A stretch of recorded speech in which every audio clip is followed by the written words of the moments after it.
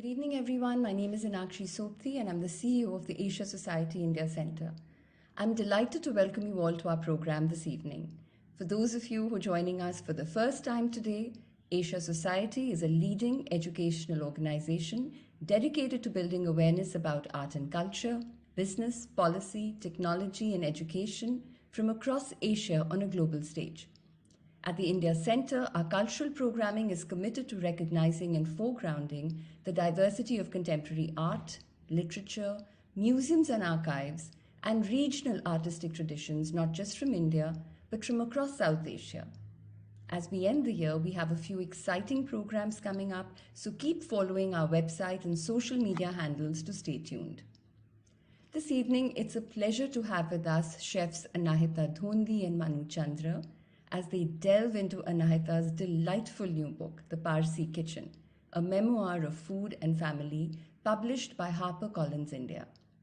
Anahita joined the renowned soda bottle openerwala as chef manager at the young age of 23, having returned to India from Le Cordon Bleu in London. She's won several awards and has been featured on the Forbes 30 Under 30 list for her contribution towards food sustainability and for popularizing Parsi cuisine. In this book, Anahita weaves together stories of her childhood, her recollections being raised in a close-knit, loving and food-filled household. From an heirloom ravo recipe handed down from her grandmother to a Bombay duck creation inspired by her travels through Gujarat, the tales behind her beloved dishes are a joyful read, and the book is a treasure of memories and beautifully photographed recipes. She will be in conversation with Chef Manu Chandra, former chef partner of the Olive Group of restaurants and the man behind restaurants like Monkey Bar, The Fatty Bow, and Toast and Tonic across India. Manu was enrolled at the Culinary Institute of America in New York and is apprenticed with some of the city's most celebrated kitchens. Complete bios of our speakers are now available in the chat box. This program is the third in our ongoing first season of Beyond the Ordinary library series with Asia Society, developed in collaboration with HarperCollins India, which focuses on extraordinary non-fiction writing from India. A tiny bit of housekeeping before we proceed. We'll end the program with a Q&A session, but we encourage our audiences to post questions in the Q&A box at the bottom of your screen. For our audiences on Facebook, please drop your questions in the comments section. A very big thank you to HarperCollins for partnering with us on season 1 of our new series. And before I hand this over to Manu, a quick announcement. The fourth and final program in the series will be with the one and only Dolly Thakur on December 14th. More details are coming soon, so keep following our social media handles and website and block your calendars. And with that, Manu, over to you. Thank you, Nakshi, and thank you for having me on this. And of course, Anahita is somebody I've known for a very long time, and it's so lovely to see this production. The Parsi Kitchen truly is a really well put together book. Beautiful pictures, as you mentioned, and I've been going through it for the last couple of days, and lots of it, lots of stuff that I didn't know, and a lot of stuff that fascinated me in equal measure. So I'm just sort of going to jump in and start asking questions to Anahita. Things that I sort of pulled out from there, which I thought were very interesting, and hopefully give the listeners and viewers an insight into why they should go and get this for themselves. So without much further ado, Anahita, are you ready? Yes, I just have to say that it's an honor and pleasure. I really look up to Chef Manu Chandra. For everyone who's watching, he's done some amazing things, and with the culinary landscape, he's kind of been one of the pioneers who's been kind of putting out restaurants and creating such amazing brands. So it's an honor, and thank you, Chef, for actually asking me these questions. Just for everyone here, Chef Manu doesn't really do this, so this is really, really a big deal. It doesn't. That is true. Yeah, that's why I'm really, really honored, and I am really grateful for this opportunity. So thank you to Anakshi and the Asia Society team and HarperCollins, and I'm ready to answer all your questions. Super. Flattery will get you everywhere, so I'm happy to be doing this. So, I'm Yes. going to ask you some sort of slightly broad spectrum questions and keep segging into this body of work, and also things that you've done in the past. So we have seen in the last decade or so that there has been a revival, a very slow revival, but a revival nonetheless, of micro cuisines, as we call it, cuisines that may be attributed to only a very small geographical region, or cuisines that may be attributed to a certain culture, a certain kind of people. And Parsi cuisine and this, sort of revival that we've seen over this Yeah. past decade falls into that category fairly firmly. And you, of course, have been part of that journey in a fairly prominent way, both obviously through Soda Bottle Openawala, your background, and also your, fairly larger than life presence in social media, which obviously gets the word out there a lot more effectively these days. What do you think makes this tick across the country? Because with Soda Bottle Openawala, the revival of the old, Bombay Rani Cafe was not something that mainstream restauranting would have thought about, and yet it was done, conceptualized, and became a runaway success. So, what do you think really makes it work across the country? Yeah, I mean, so lots of points that you've covered are, things that have been happening in the last 10 years. And, we've seen that with the success of Soda Bottle Openawala. When we opened the first outlet, which was in 2013 in Gurgaon, we honestly were not sure how the public would react to the restaurant, how would they react to the dishes on the menu. And the dishes were a lot more in Gujarati. Now, if you see the menu, they're, more in English. Earlier, we kept like the original names like Margina Farcha, and, it was not just chicken farcha, which it is today. But over time, what we've seen is this huge acceptance with regional cuisine, and not just Parsi cuisine. Obviously, we've seen Parsi cuisine grow, firsthand, but we've also seen side by side that there have been so many other regional cuisines which are being talked about, which have a strong presence in different restaurants all across India, and slowly, in the world as well. And for me, that journey started. I mean, if you've read one of the chapters in the book, which is called the Pork Vindaloo chapter, it actually talks about my journey at Le Cordon Bleu, London, which is where I realized that as a chef, and I know so many of my batchmates and so many young chefs who always wanted to learn just another cuisine other than Indian cuisine. We just were never pulled towards or attracted to Indian cuisine. I don't know what it was. It could be the banquets, it could be the large kitchens, it could be the excess amount of food. And, there was this huge disparity between fine dining and, banquet cooking. And as interns, if we were put into a banquet kitchen, we were just depressed. I mean, it was the worst, possible thing to happen. So when I was in London, I realized that even though I haven't learned enough Indian food, and I was training in French cuisine and pastry, I was missing my home cooked khana, and that's where I started actually cooking Parsi food. When I realized that, why is it that I'm running behind French cuisine and techniques? Yes, they've helped me enormously, but what I would enjoy eating is a home cooked meal, or the flavors that are that's comfort food for me. And when I came back to India, it just was literally being at the right place at the right time that I met Mr. A.D. Singh, and he was thinking about Soda Bottle Openawala, which was first started as the Irani Cafe.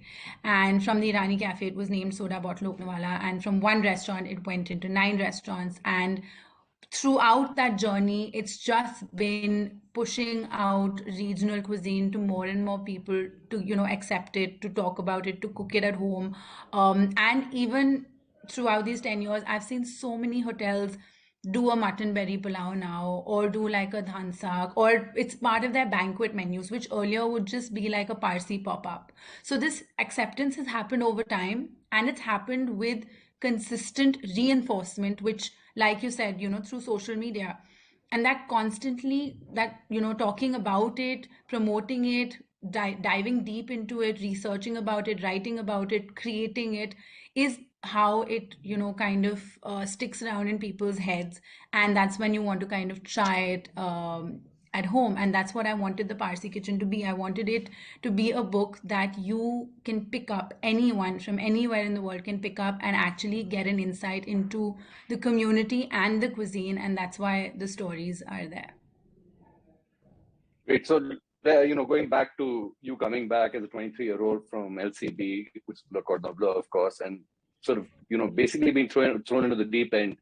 And funnily enough, both of us have a very similar story in that case, because that's really when I started.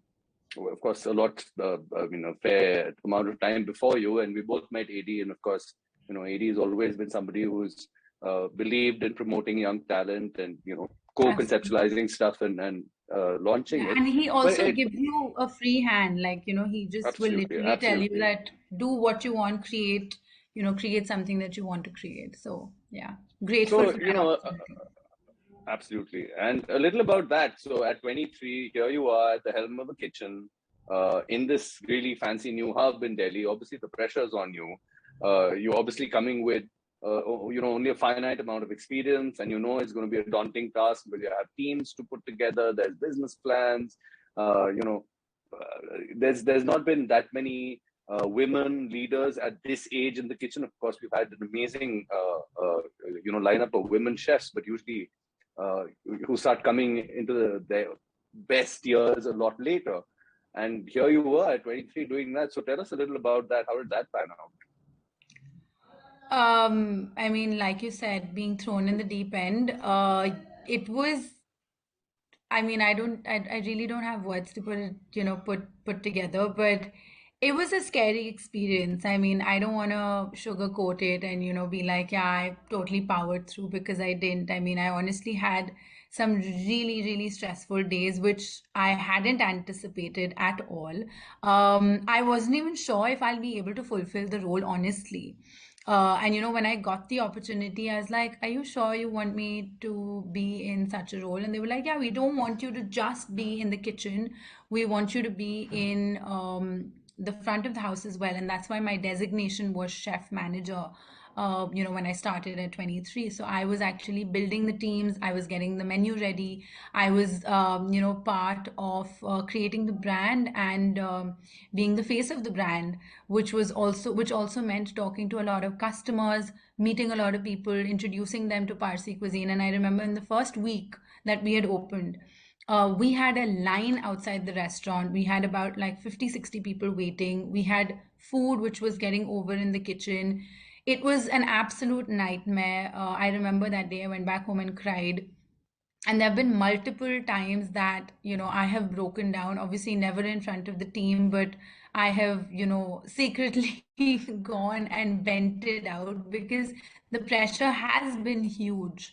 And yes, like any other chef in training or chef manager or someone who's climbing up the ranks very early on in your career, it was very, very daunting, and it was extremely scary. So yes, I did kind of learn from experience.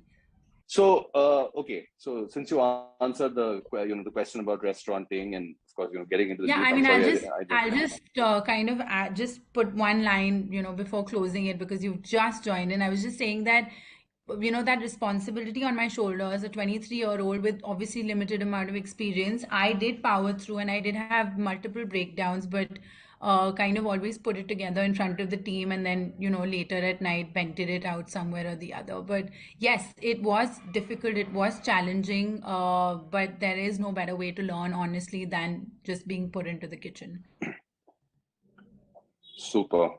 So let me now pick up from one of the chapters in the book, which is on the Fiteli coffee. And Okay. let me peg that against the Dalgona trend of the world. There is obviously, of course, which we saw during the pandemic. TikTok suddenly seems to have become the biggest food influencer in the world. Yeah. What is your take on this newfangled thing? You think you're in support of something which comes in and then disappears 2 weeks later, even though these are fairly ubiquitous things that have been around forever. Um, and you yourself being a fairly active user of social media, uh, how much do you think it really impacts consumption, and how much do you think we should promote activities like this? So, Fiteli coffee is obviously very close to the family's heart. I mean, that's the coffee that we drink, and I know so many Indians who've been having Fiteli coffee long before Dalgona coffee became a trend. And I honestly Mhm. was just shocked looking at it. I've never made it, calling it Dalgona coffee in my life. But yes, there are viral TikTok users and people who've just created it just because it's a trend and it's a fad. But with Fideli coffee, I would say there are a lot of memories. I mean, it's time tested. Everyone makes it. And I know a lot of other families also who make Fideli coffee. The reason I mentioned it is because of the story with my nanny, because I used to make it for her at a very young age.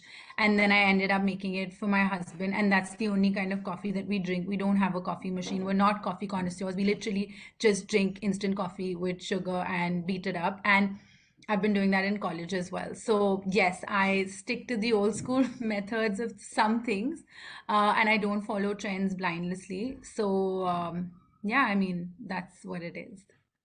I like the line that you put in there about why should people be disparaging towards instant coffee? We've all grown up on it. So Yeah, what is the sudden thing yeah, about I'm here? not a coffee connoisseur. I'm gonna say that with my hands up. Like, it's okay. I don't understand coffee, and it's not something that I drink. I'm a chai person. I've always been a tea drinker.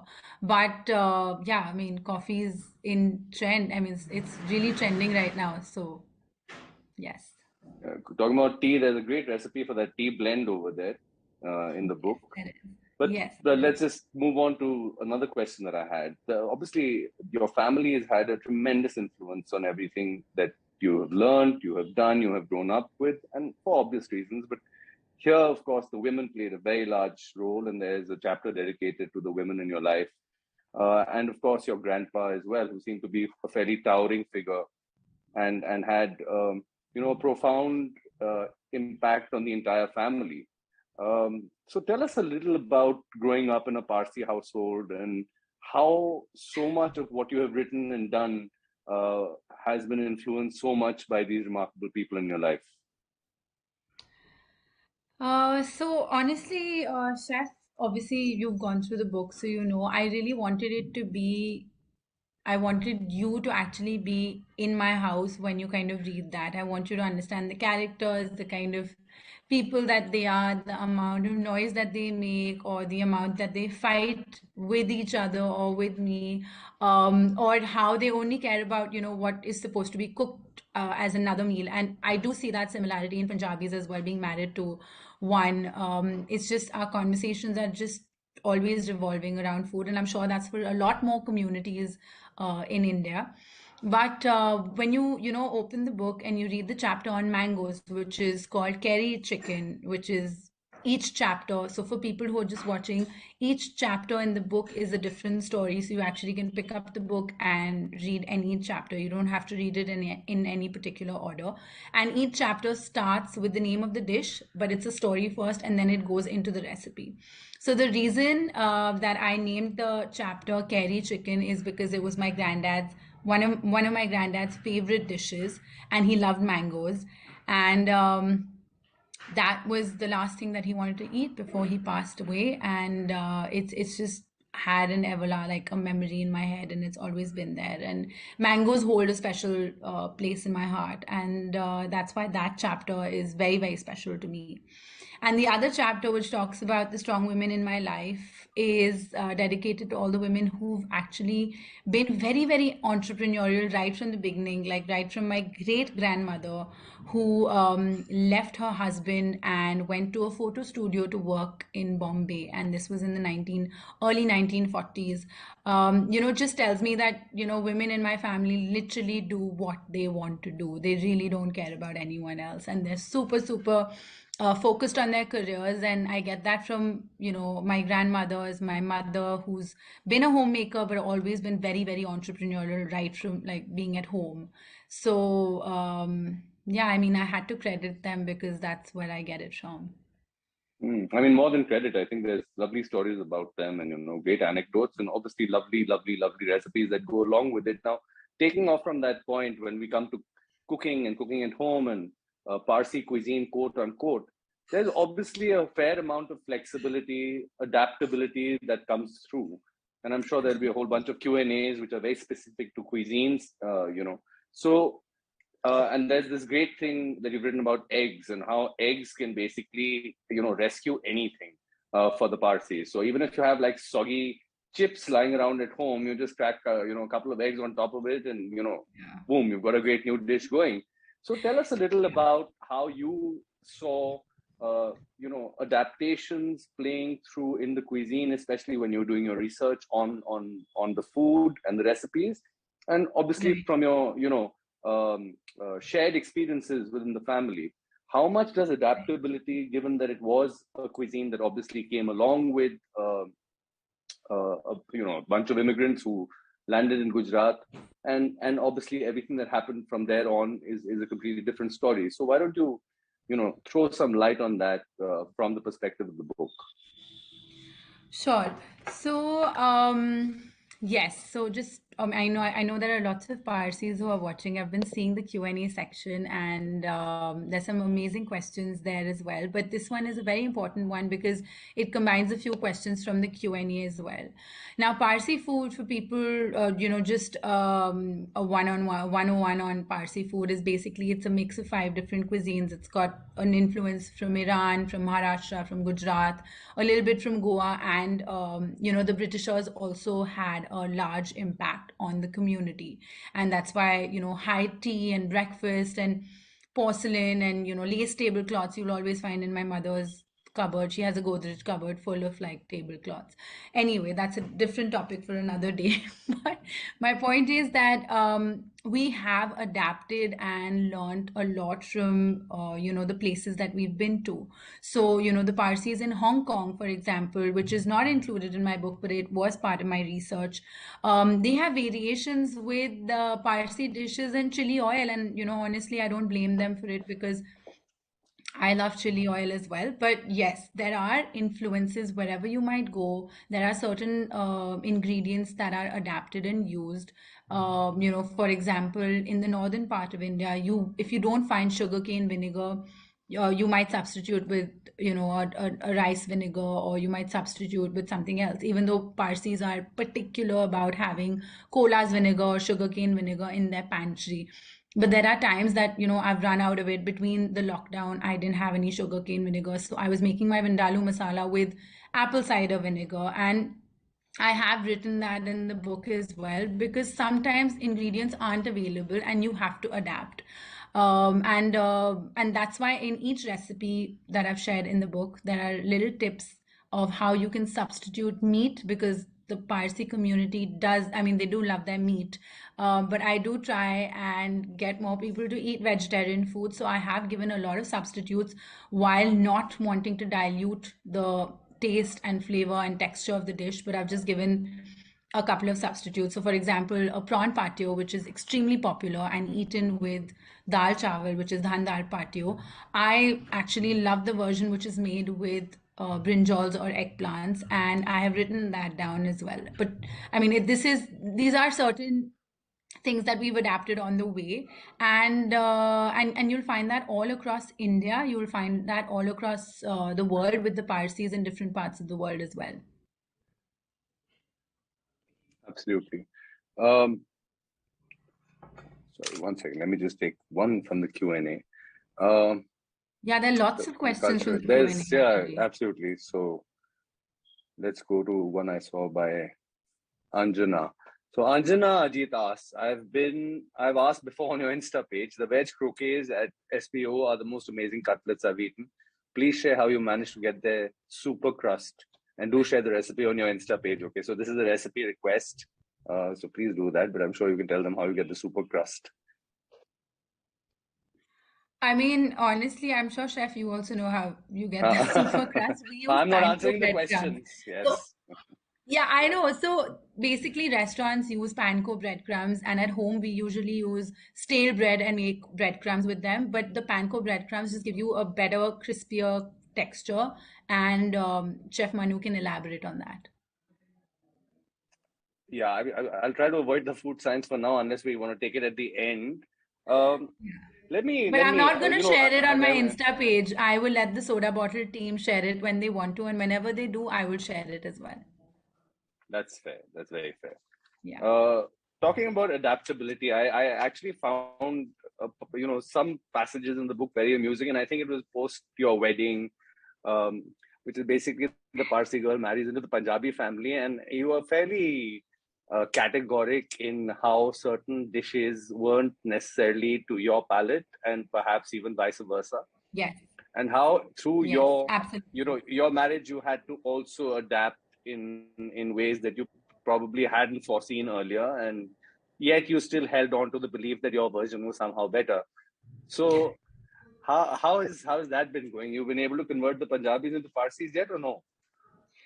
I would say that I have a pretty strong influence over the Punjabi part of my family, and it's actually been really nice to see how they've accepted and embraced the food that I love, which I honestly had. I really didn't think that they would like Parsi food because it's got this certain amount of sweetness to it. And Punjabis are very, very particular when it comes to spice, extra masala, extra khada masala, tadka, and then one more tadka over it. Whereas there are times that we don't even put a tadka, like the dhan sak recipe in my book doesn't even have a spoon of oil. So, honestly, I was a bit worried, but made some dhan sak for them for the first time, and honestly, they'd never eaten something like that. So, totally scored some marks there, and did pretty well. And yeah, they've been very excited about understanding about the community. They've been extremely supportive because they know what I've been trying to do and trying to achieve. I'm going to constantly do it, even being married to a Punjabi. So yes, I do influence them, and they influence me in certain ways where we kind of come to a middle ground and we create something good. So the ravo recipe is an example of that. The recipe is my grandmom's recipe, but the amount of nuts that we put on top is totally Punjabi because the Punjabis want it like laden with nuts. So Laden with yeah, nuts, yes. yes, And you like your absolutely. ravo completely plain, if I remember reading So as correctly. kids, we never liked any dry fruits. I don't know if it's a kid thing or what, but growing up, we hated any dry fruits on top of the ravo. So it used to be like divided. So one part of the bowl had the nuts and the other part had no nuts. And that was the part that was for us and the other was for my dad. So yeah, it just worked out well. Well, let me ask you, a dual question, which I'll sort of pivot on education. You obviously went abroad and got, educated, but you also clearly had a very strong influence in your mother. And you've mentioned that, had she been a restaurant chef, she'd probably have a Michelin star because she was so organized and so meticulous in the way she approached cooking and recipes and, Absolutely. regimentation as far as cooking is concerned. And then, of Yeah. course, you saw the other side of it, which you mentioned earlier also, whereby you didn't want to do Indian food. A lot of people in that generation didn't want to do Indian food, especially if they wanted to be chefs. Now, Yeah. how did these two come together and become and I'm going to substantiate this question with another one, which basically is, do you think it's necessary in the way the markets are today, in the way restaurants are open, in the way food is seen? Cloud kitchens are the new big thing, and everyone's really ordering at a click of a button. Do you think that sort of background in education therefore become very important, especially if you want to do these revivalist things, because of the structure and the organizational skills that they bring in, and also the ability to adapt it to a more commercial setting, because a lot of this food is not designed to be commercial. Yes. So, you're absolutely right. I mean, my mother can be Hitler in the kitchen. She knows where what is kept, and it has to literally go back into the right place. So, when we were kids, it was extremely annoying. When I have grown up and I'm a chef now, I understand why she does that because everything goes back into the right place so that you can find it quickly when you need it. So yes, there is logic behind that. But she's been a taskmaster always in the kitchen. She's been very, very particular. If she has a recipe open, she will follow it to the T. Whereas I am someone who constantly likes to improvise or, taste, or as I go, I like to, maybe cut something differently, but she will follow everything to the T. So she wanted to go to culinary school, and she was going to culinary school actually, but she didn't because we were very little, and she kind of did give up on her dream because she was taking care of us. And also, out our childhood, she just cooked every single thing under the roof. Like, we've had Russian soups and we've had souffles, and like, she would try things out of recipe books. So we were, touchwood, really lucky to have experienced, tasted. I mean, I'm sure it wouldn't be as good as a restaurant in Paris or wherever else, but we did, like, our palates did kind of evolve as we were growing up. And the question that you asked me about, studying and, IHM and LCB, and, what do I think about that?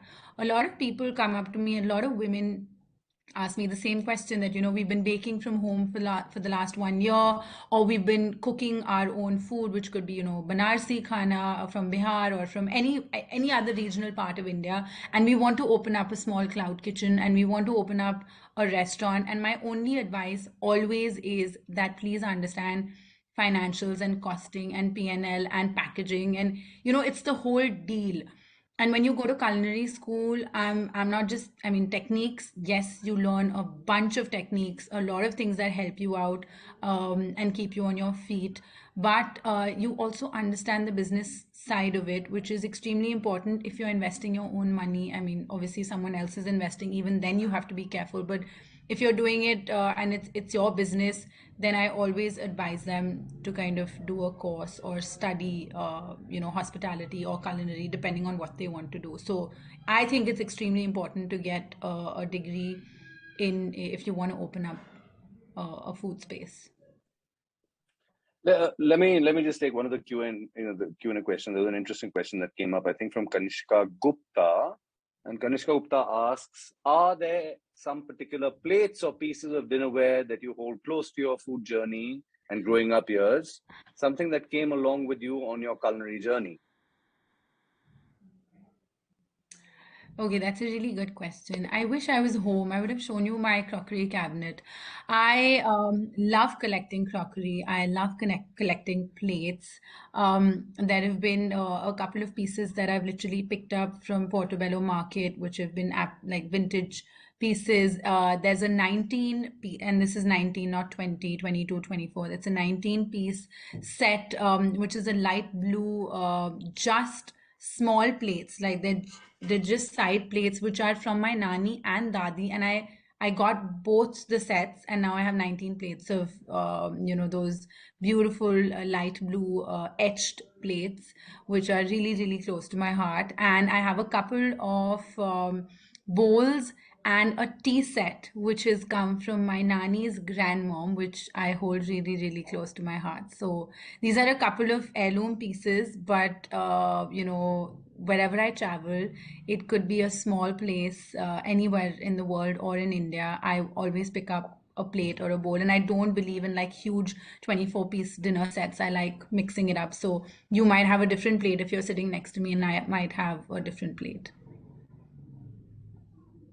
All right. Yeah, I always remember seeing gorgeous cabinets with lovely crockery and cutlery and silverware in Parsi household. So yeah, from that, silverware, I'm short on silverware. So yeah, you're short we on can. silverware. I mean, you need to Yeah, tap I into some have. of your Parsi connections, and there's lots of them over here. Parsis You have to haven't handed donate. it down to me yet.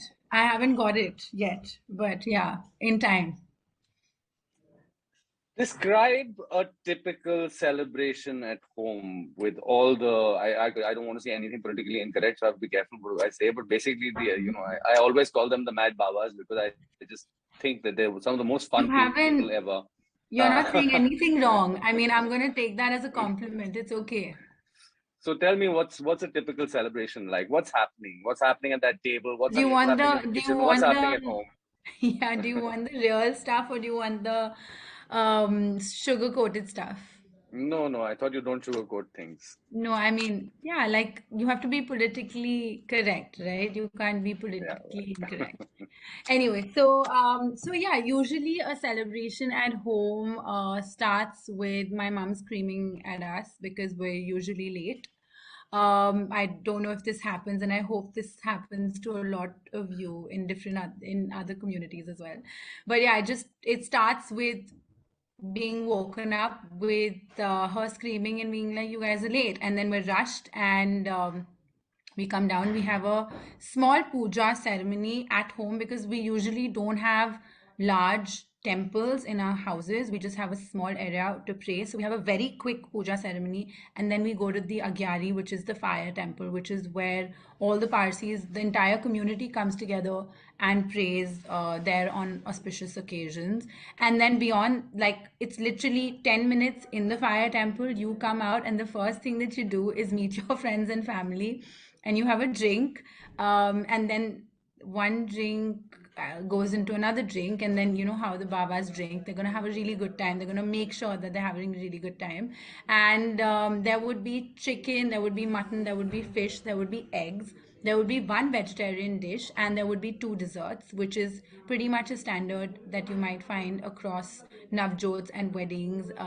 And like in Delhi, we usually have the birthday of the Agyari or the Anjuman. We celebrate that. We have a prophet's birthday. We celebrate that. These are just some of the celebrations. We have like 4 days that we celebrate in a year. So usually that happens, but between all of this, there's obviously a lot of chaos because Parsis are known to create a lot of noise. There will be dirty jokes, definitely. There will be a lot of nonsense. There will be some amount of gossip. There will be some amount of screaming. Usually at the kids, some of the kids cry. I mean, I have while growing up. So on an auspicious day, we do cry as well. So yeah, that's what it is. While growing up, well, thanks for elaborating on that Yeah, I one. But mean, I don't want to say now on as well. It's just going to ruin my reputation. so let me take a question from Khurshid Ichaporia. I hope I pronounced that right. Uh, can you elaborate on the brands Parsis swear by? Like there's Cola's Vinegar, Sirko, or Cola No Achar, Duke's Raspberry. Earlier it was Paulson's No Makhan. Why this sort of Yeah. only this or nothing approach? Do you have a similar approach to brands as a chef? Oh, this is a great question. Okay, so yes, the Parsis do stick to their brands. They do promote their brands in the community. I have had multiple WhatsApp messages, during when the lockdown happened, that don't buy stuff from Amazon, buy it from Tata Click because Tata's is Parsi owned. So yes, Parsis do promote their own community and their own brands, and a lot of homegrown brands. And yes, you're saying now Wibs bread, it could be Godrej, the almiras that we have at home. We all have them, and we've always bought them. Even if we get better stuff, we'll always buy Godrej. And I hope I didn't say that wrong. Some Parsis might kill me if I say that they're better cupboards than Godrej. But yes, we've always promoted our own businesses. We've always bought from them. They've that's the reason that they have been consistently supplying and been in business for so many years. So right from Paris Bakery in Bombay, it could be B Meherwan's, it could be any of the Irani cafes. People have been consistently going to them, and that's why their businesses have been running for so long.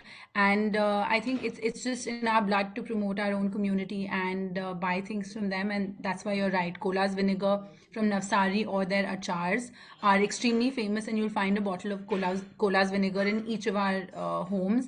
You'll find Cami wafers and Sully, which we get from Cami in Bombay as well. So yeah, these brands do stick around. And there was one brand which was missing from your list. I think there was Palonji's, which was missing. Yes, Duke's is there. Rogers is also a Parsi brand.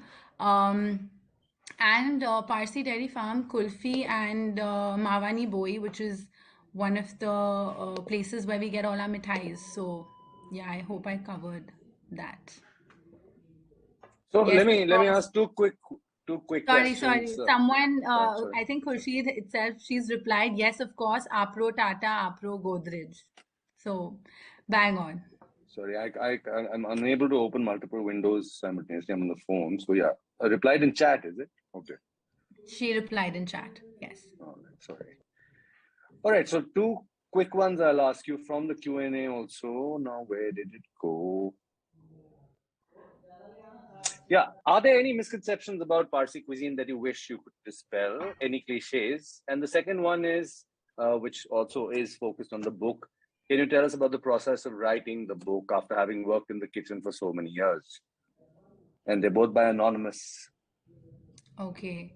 No, but both good questions. So, the first one that honestly, I don't think there are any misconceptions about the community. It's pretty straightforward. I mean, if we like our meat, we like our meat. If we add jaggery and sugar to dishes, we do that. It's, I mean, I was going to say that no, our dishes are not sweet, but they do have a certain amount of sweetness. So I don't think there's any misconception. It's pretty straightforward. And I think the community has always been like that. They just say it the way it is.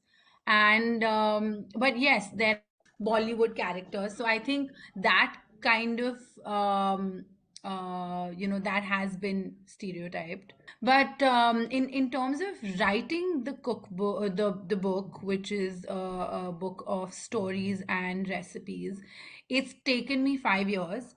And it's, the first 2 years, I was just lost. I wasn't really sure what I'm going to be writing, how am I going to be writing. I had multiple drafts. I'd written half a book of which I had completely discarded because I didn't want it to just be, just recipe after recipe. Like I didn't want it to be divided into fish, eggs, meat, vegetables. I mean, I created the entire contents. I created the index. I wrote a lot of the book, but then I wasn't happy with it.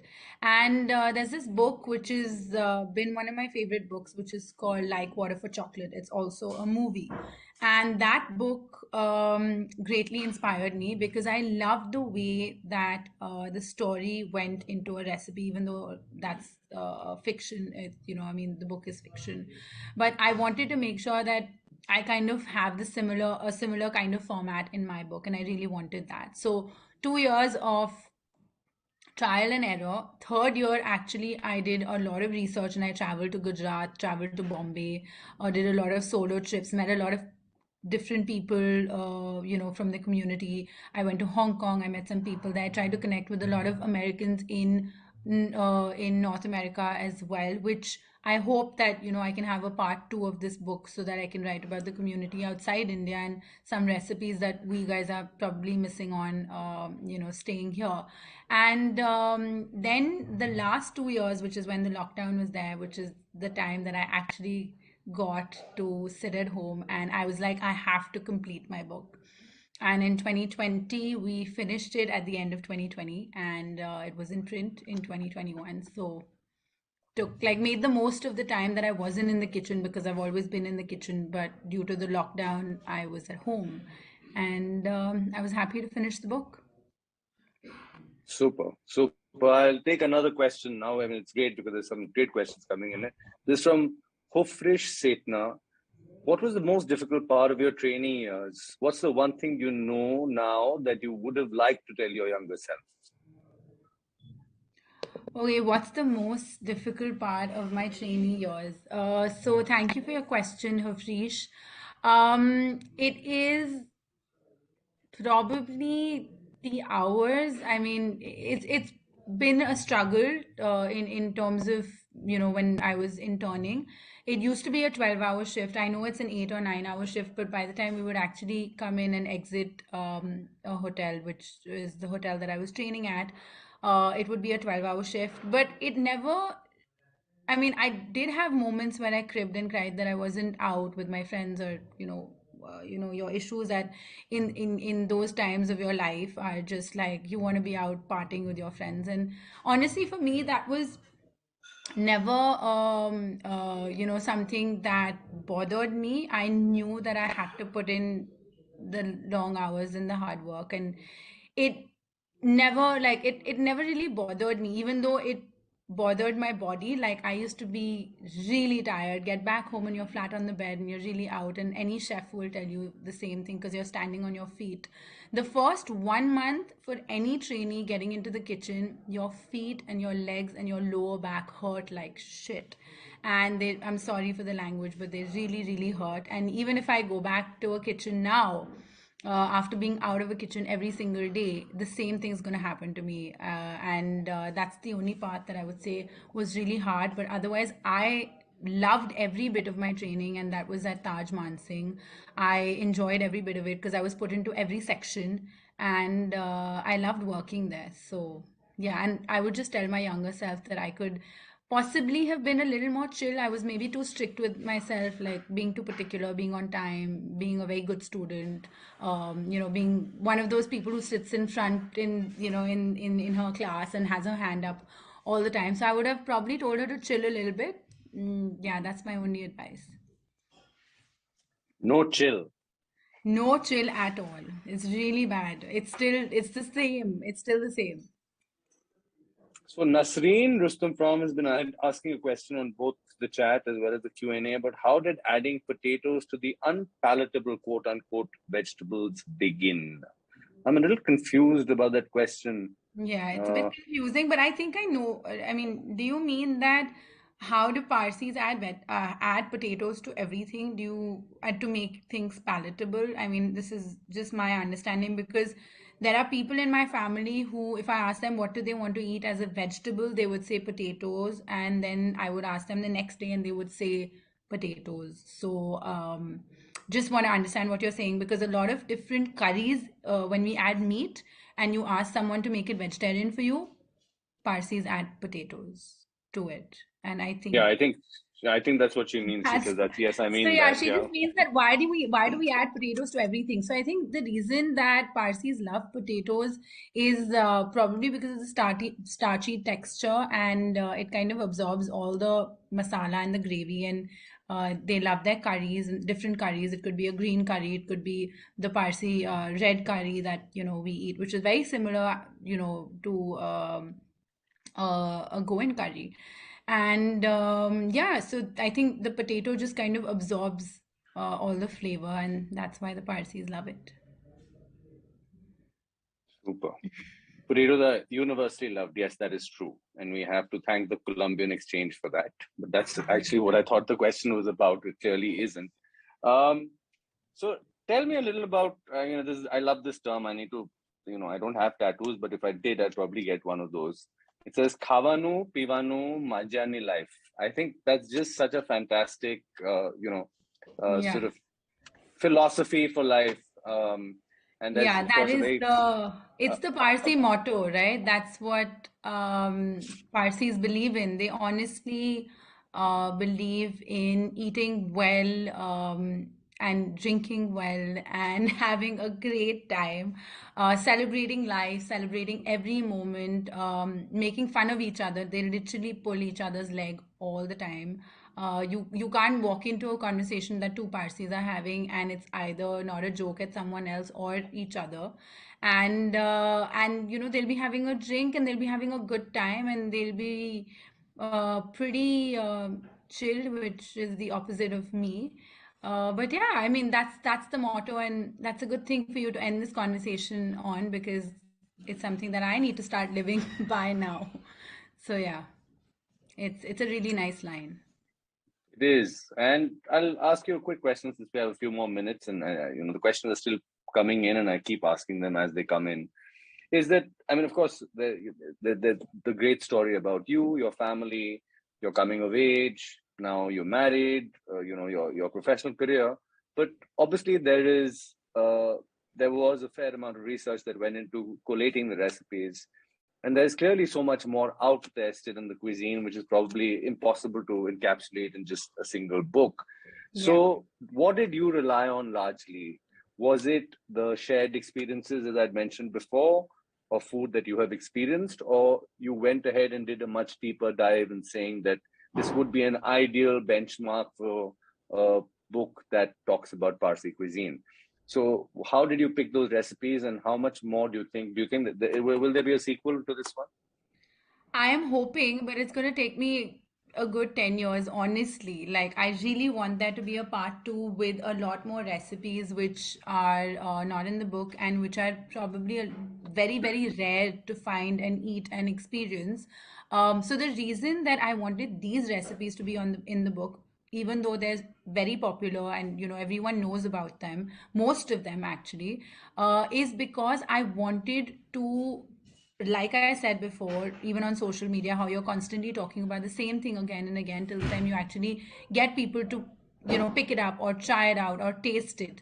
I just felt like I needed to reinforce all of this and put it together. And it's not just, the recipes are not the only ones that are from my home kitchen. There are a lot of them which are, from our family kitchens, which are part of the book. But then there are also recipes from people that I have met while I was researching. And I had two recipes. I had my home recipe and I had their recipe. And I chose to put their recipe because of my professional expertise and understanding the flavor of it or the technique of it or that the way that they made it, and credited them for that recipe. So it's been a good mix of choosing and selecting the recipes. But the reason I wanted to have these recipes in the book is because I just wanted to make sure that these popular dishes which people already know a little bit about, they can actually try them at home. And then maybe like a part two will have a lot more from all across the globe, like I said, and my trip to Iran, which has been long on my list. Beautiful country. Great. So that gives us some idea, and obviously hoping that there will be, even 10 years later, we're willing to wait. You'll have even more fascinating experiences that you would have garnered by then. I'll take another quick one. Do we have some more time for questions? I think we have 6 minutes. Okay, great. So maybe we'll just take another one quickly. Okay, this is an interesting one because it sort of breaks away from what we've been talking about. Again, from an anonymous attendee, I appreciate this session. I'm a doctor and can hardly cook, but I'm a foodie. I believe in home cooked meals as we know what goes in it, what we eat, which is important for health. How can chefs contribute to promoting healthy food? Easy to make recipe for people like us who like food but can't cook that well. I'll add to this question so you can answer that quickly as well. Obviously, you've been doing a lot of work and been very vocal about the use of millets in your food. The whole revivalist trend that was so necessary, and it should have happened a long time ago but didn't. And obviously, you made it mainstream through the restaurants that you were working at. You tried to showcase them. You did workshops. You did videos. It was all over your feed. So if you can answer both of these together in a couple of minutes, that'd be great. Okay, yes, I did see this question. I thought it was a really good question.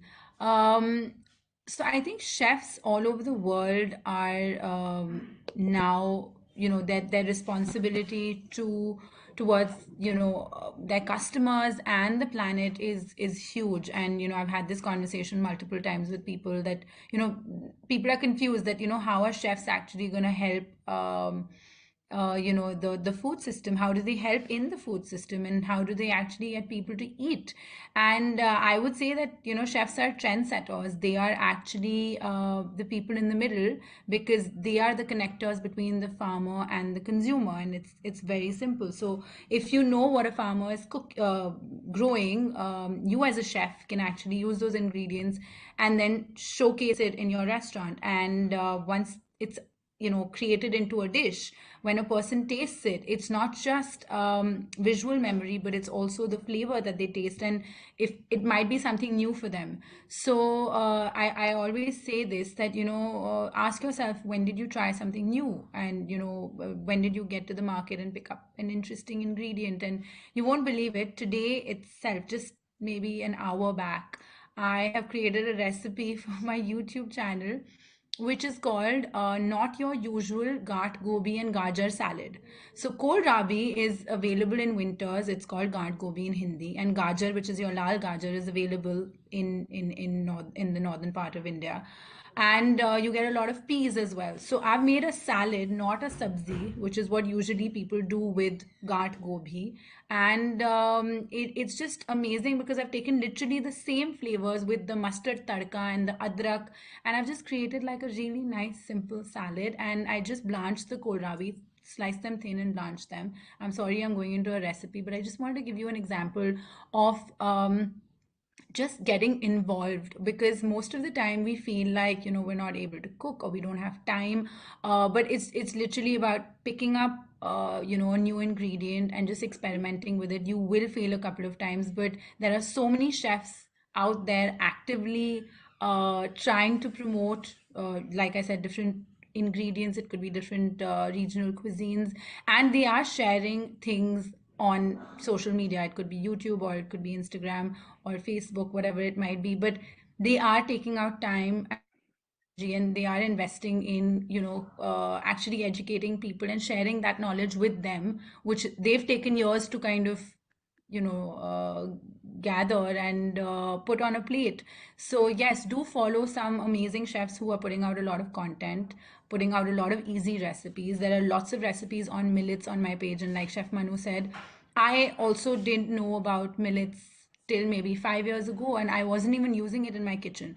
The day I got to know about it, I was like, why did I not know about this earlier? Why wasn't I taught, about millets and how to use them?